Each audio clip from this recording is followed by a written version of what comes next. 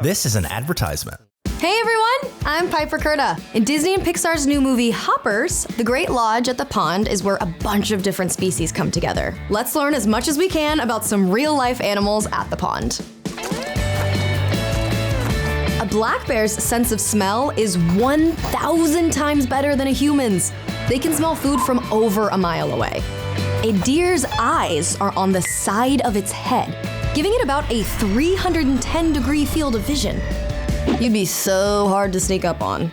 Monarch butterflies can taste with their feet, thanks to specialized cells called chemoreceptors.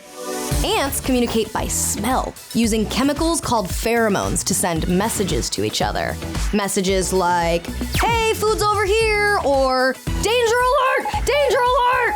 Frogs, like leopard frogs and tree frogs, can breathe through their skin. Their skin is super thin and full of blood vessels, so oxygen can pass right in. Who knew so much wildlife converged at the pond? Don't miss Disney and Pixar's new movie Hoppers, now in theaters.